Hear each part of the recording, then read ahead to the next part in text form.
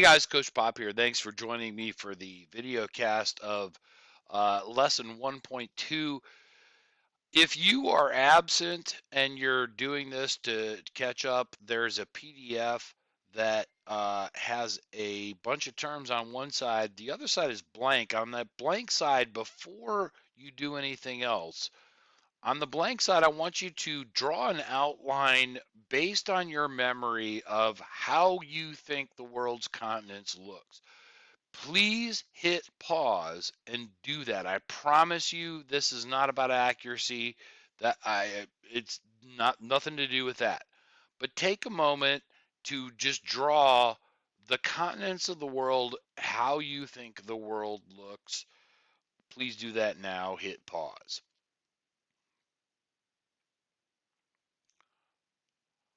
Assuming that you've done that, what we're talking about today is the second of the three tools of the trade. Yesterday, we looked at how time affects the way we look at history, chronology, and using timelines. Today, what we're looking at is cartography and geography. Those are two separate terms that we'll get into much detail later on. As you're taking notes today, however, what I want you to do is focus on the side that has the terms. You can flip back to what you drew, whatever you did, but you're going to write down definitions for those terms as I present them. Now, some of them are going to be summaries, some of them will be on the screen, some will not, and some of them I'm going to tell you, like, this is a formal definition. If you see something underlined, it's probably a formal definition. But you're going to have to adjust on the fly. Do your best. It's all in the Quizlet that you'll review at the end of the week, so it's not that big of a deal. I'm guessing that even if it's not accurate, that you did something similar to this. You put North and South America on the left of your map, Africa is sort of in the middle, and then you've got the rest of that, something like that. But I want you to stop and think about why you drew it that way. Why didn't you draw it this way? Now, if you look at this and you look carefully, you might think, well, that's upside down. It's not upside down. It simply has the south on the top. Look at it closely. It's not upside down. Why is it that you thought that north was on top? Because in truth, and I demonstrated this in class, I can't really do it on a video, there is no up. The earth is a sphere in space. There's no up. Why do we think north is on top? Well, the answer to that question is because there is, in fact, the equator, which does exist in nature. That's the spot where the sun uh, hits twice a year and it moves to a certain amount north of that and a certain amount south. That is a physical thing, but why is north on top? It doesn't have to be. Why is it? Well, before we answer that question, let's think about this.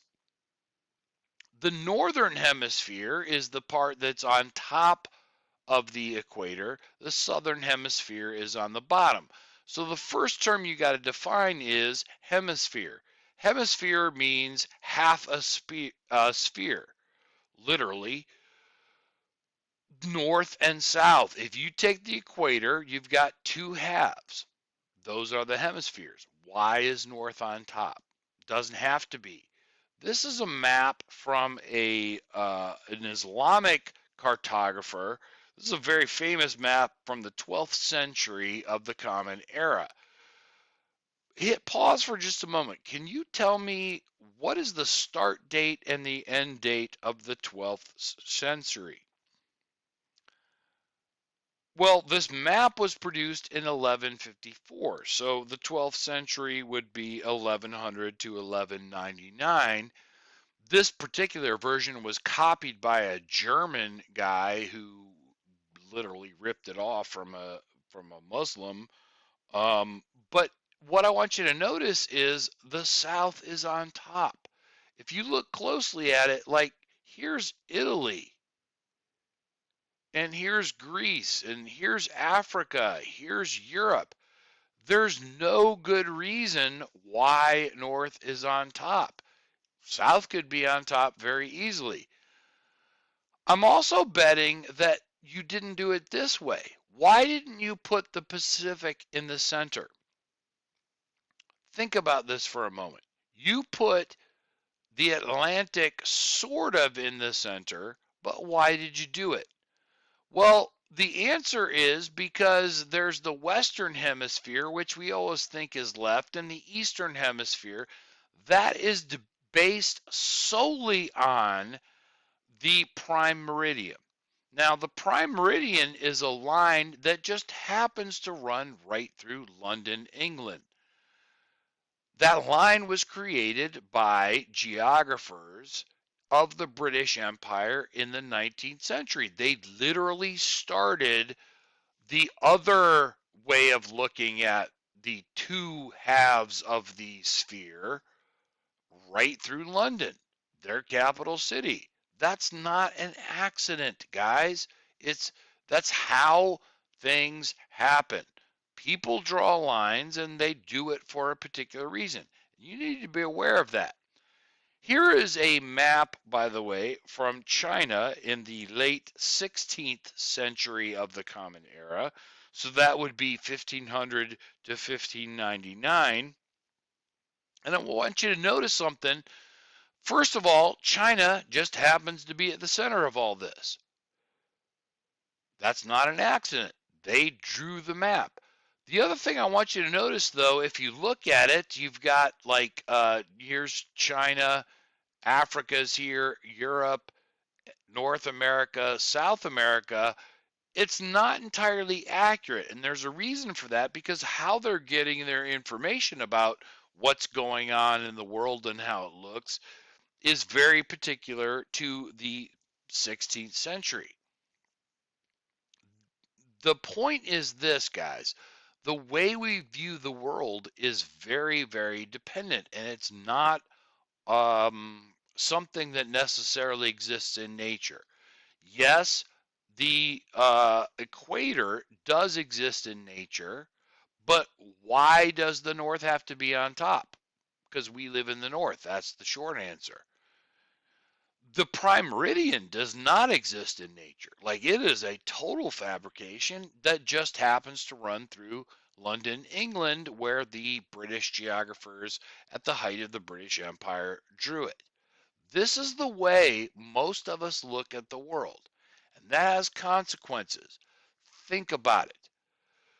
Western Europe is literally the center of the world, and it's on top. It's on top of the world, right in the middle. Western Europe. Those guys drew that on purpose. Here is a map from ancient Greece. This is from the 4th century BCE. So this is right after the golden age of Athenian Greece, but it's BCE. So if I ask you what's the start date and the end date of the 4th century BCE, it would be 399 to 300 because it's on the other side of the zero from yesterday. What I want you to notice, though, is look where Athens is. It's remarkably close to the center of the world. In fact, the term Mediterranean is a Latin word for the middle of the earth. That is the way they saw the whole world. All they knew of at the time was Europe, North Africa, essentially, and part of Asia. They just happened to draw the world the way that put them in the center. That's the point, guys. How we draw our maps is incredibly crucial. That's known as cartography. So the next definition, cartography, how we draw our maps. Now, we're going to look at several different types of maps of cartography. But the basic point is this: the Earth is a sphere in space.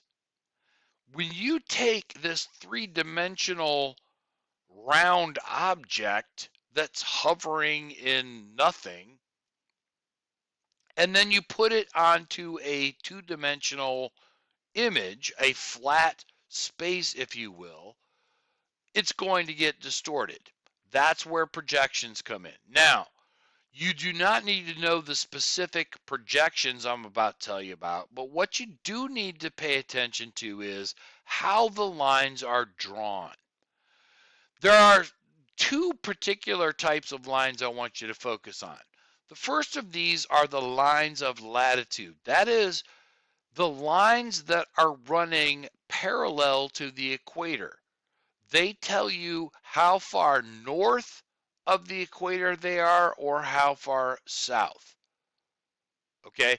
By the way, if you look at this, you'll notice that there's the north part is positive and the south part is negative. That's not an accident. Technically, that's not right. There's 30 degrees north, 30 degrees south. They're not negative because they're on the south. Why is that? Because that's the way the British drew it.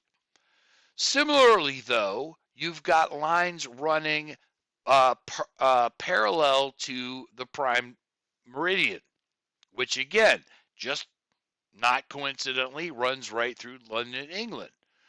Those measure how far east or west they are from the prime meridian. And again, please notice that you've got positive on one side, negative, and that's technically not the way you should think of it. It's 30 degrees uh, east or 30 degrees west, but there's nothing negative about North America, for example. So understand those terms, but here's what I want you to pay attention to. I'm going to show you several different methods of cartography. All you really need to look at though are the lines of latitude and the lines of longitude. So for example, this is the most common projection of the world in cartography. It's called the Mercator projection, and it was invented in the 16th century. And the main benefit of it is everything is in a grid, right? Like everything is 90 degrees. Lines of longitude, lines of latitude are all perfectly straight. The benefit of this was for navigation. For sailing, it made it possible to plot a straight line course, and you would end up where you'd want to go. Okay, that's cool, but there's a problem with it. Look carefully at the boxes in those lines and you'll notice they're kind of not right. And it has the effect of anything close to the equator gets shrunken and anything far away from it gets blown up. Africa, for example, on the Mercator projection looks tiny. It's huge. Guys, Africa, and we'll see this again in a lesson later on, is much bigger than most U.S. Americans think they are. Uh, why? Well, because that's most people, their image of the world has to do with the Mercator projection. Now, if you look on the left, you'll notice that there is a grid that is lines of longitude and latitude are straight. But if you look on the right, you'll notice they're also straight, but there's something different about that. In the Peters projection on the right, you'll notice that the boxes that are created by the lines, the closer they are to the equator, they're bigger. And the farther away you are, they're smaller. And this is a way to try to correct that. And if you look at the projection on the right, Africa is huge. It's not very big on the left. This is closer to reality. It's still a distortion in for a number of reasons, not least of which is it's taking a three-dimensional object, a sphere, and translating it into two dimensions. But there's another projection called the Robinson projection, and I want you to notice what's different about this in terms of lines of longitude and latitude. On the Robinson projection, the lines of longitude or latitude can be curved. In this case, it's the lines of longitude that are curved. Lines of latitude are not on this particular one. This gets closer to it. Still distorted, but it's closer. If you take a look at this image, though, you'll notice that both the lines of latitude, that is, the ones running parallel to the equator, and longitude, the ones running east and west parallel to the prime meridian, are also curved. This is the best we can do. It's not accurate, it's not perfect, but it's the best we can do in a two-dimensional space.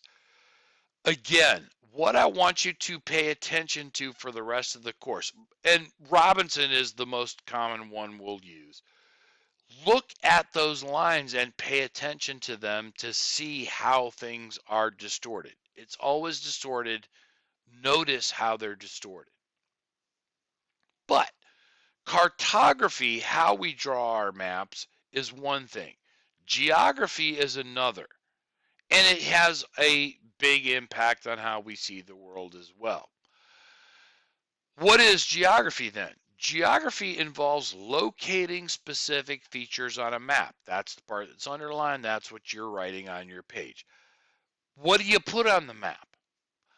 Here's where it gets a little more complicated because there's a bunch of different types of geography.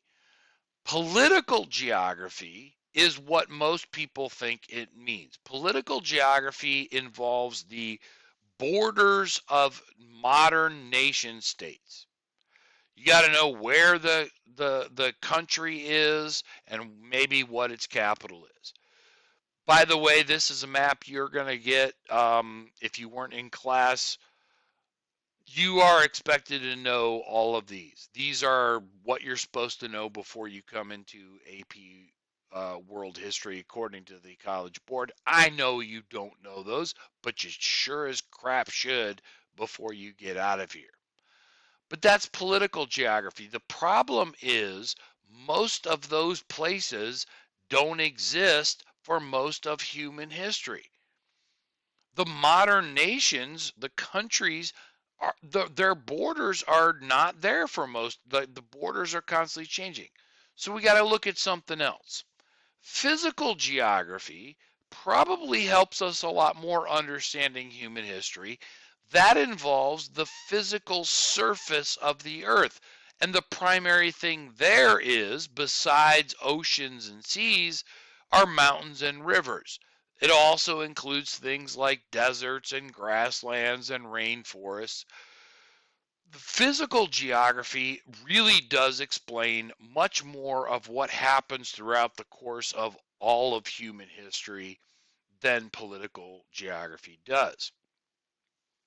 But we got to go into an even bigger perspective. Big geography is looking at human history in the context of the whole planet, not just countries, not just particular physical features, but the whole planet. That's big geography. Now, what drives big geography is this thing called plate tectonics. The thing about big geography is the Earth is very, very old, and the surface is constantly changing. It's just changing so slowly we don't recognize it, but we know that it's happened. So plate tectonics, you may know about this, the surface of the Earth is kind of like floating on this liquid lava, if you will, underneath, and it's constantly changing. So if you look at these images, about 550 million years ago, so that's a relative time, this is what the surface of the Earth looked like. But you'll notice that it changes dramatically over time. That's plate tectonics. The surface of the earth is changing. Here's the thing though, that doesn't really directly tell us anything about human history. Why not? Because look at those dates. Humans did not exist 65 million years ago. For the overwhelming majority of the time that the earth has been a thing, there have been no humans. So then why do we need to know about this? Well, it does in fact tell us things that indirectly affect human history. So here's some concrete examples, but we'll come back to this. Physical geography. Why are the mountains and rivers where they are? The answer is plate tectonics. They do affect global weather patterns like droughts and ice ages and monsoons. Those things do affect human history. Similarly, as we'll see next week, when humans start domesticating plants and animals, why are certain plants and animals where they are? That is an effect of plate tectonics.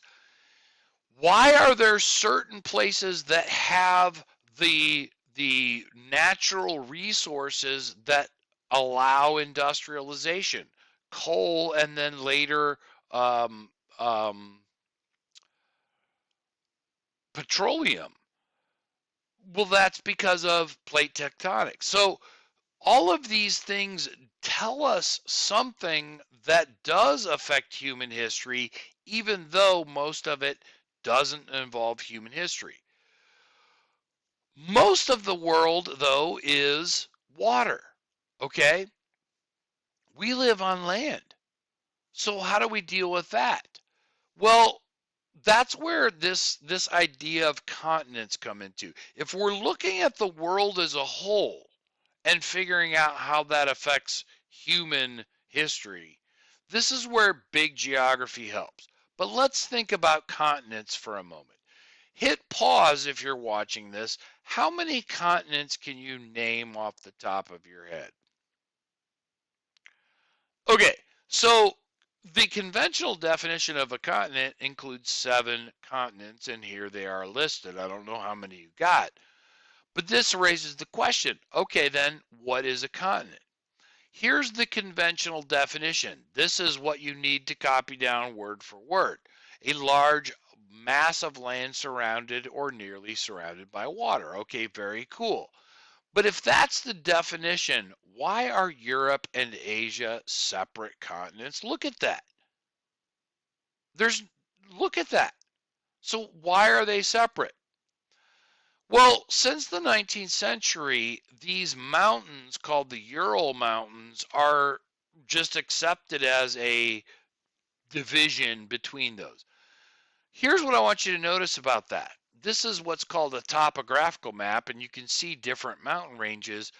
Look at the Ural Mountains compared to other mountain ranges to the left and the bottom of this image. They're not that big.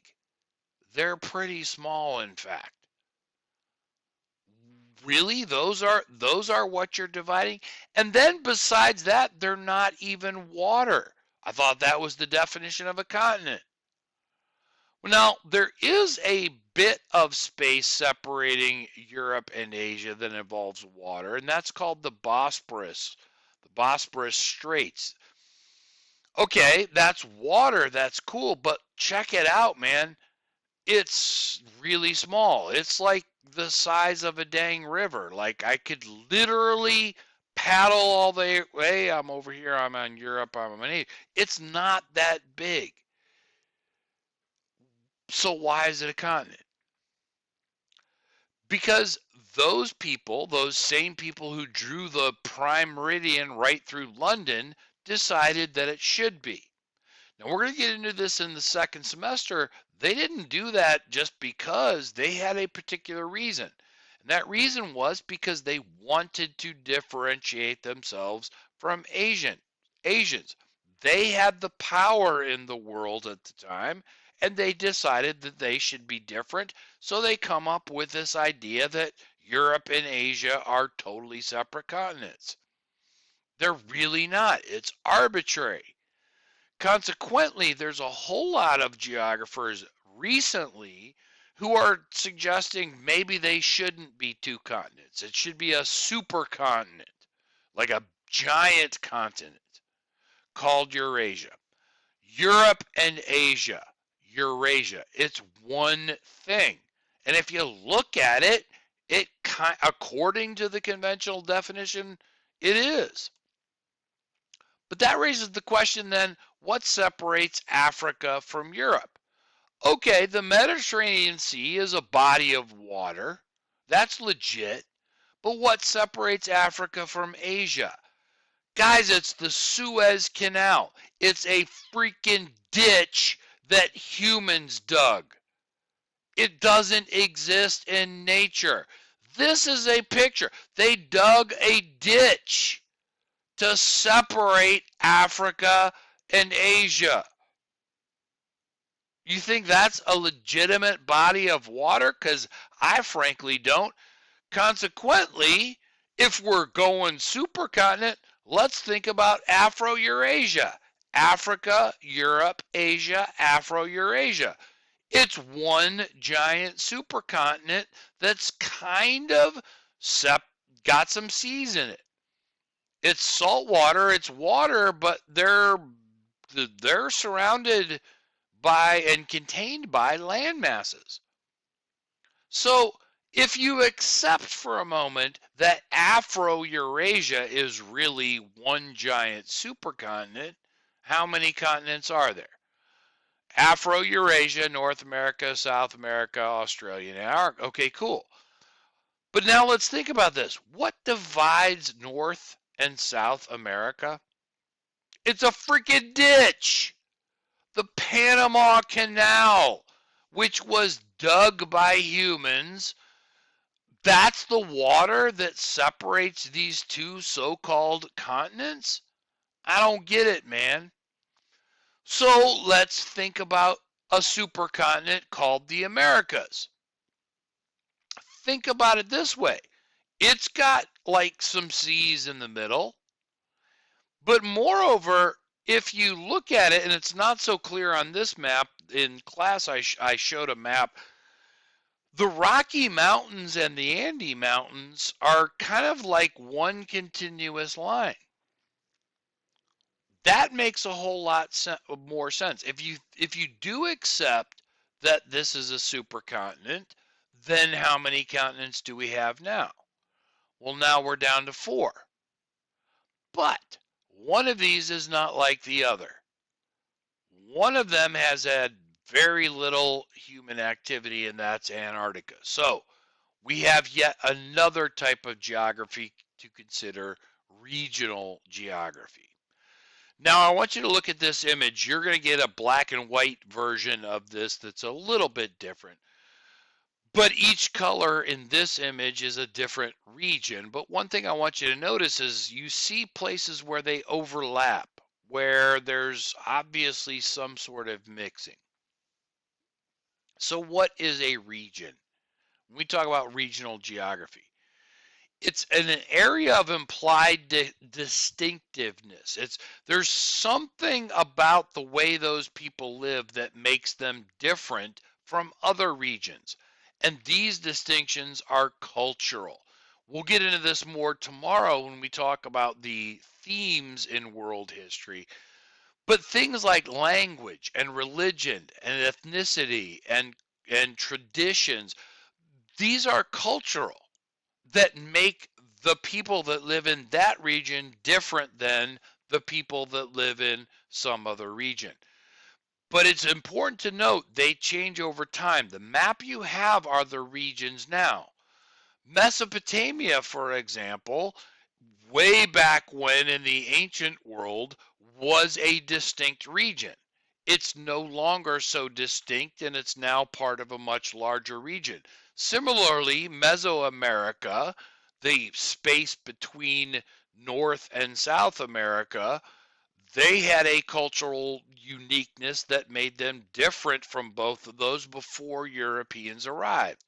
North Africa is an interesting case as well.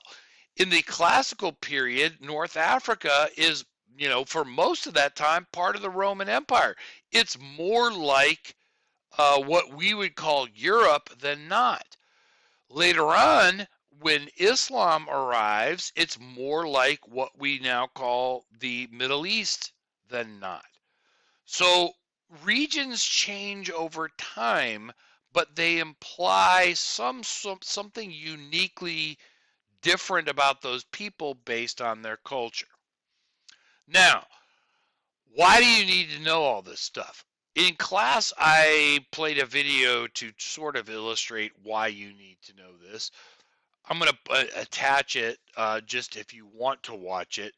You've got to understand how the world actually is and what our place is in it if you're going to succeed in this class. Here's an image, finally, I really want you to ponder. If you look at this image, South Asia, Southeast Asia, and East Asia, which, by the way, if you look inside there, most of that is water. And yet there's more people living in there than outside of it. Like our whole conception of the world is so centered around us, but it doesn't really make sense if you stop and think about it. Think about it. It's your world. By the way, did you think about the lines there?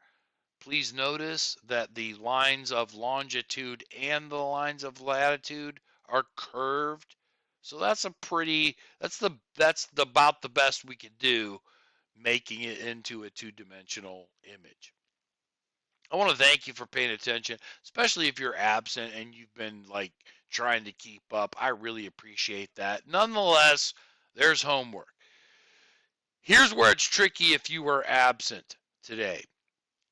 You can't do this yet. There's a physical geographic map that the paper you cannot print it out. It's not possible. Don't even try. But you're going to have to label certain things on a map. This assignment, it is okay to Google it. You can use any book, any reference. I don't care how you find where these things are. I care more about where you put them and how you label them. So for this one assignment, it's okay to Google it. Whatever, I really appreciate the fact that you guys give a crap at all. I'm so grateful that I get to be your teacher. So thank you for all you do, and I hope if you are absent, I get to see you soon.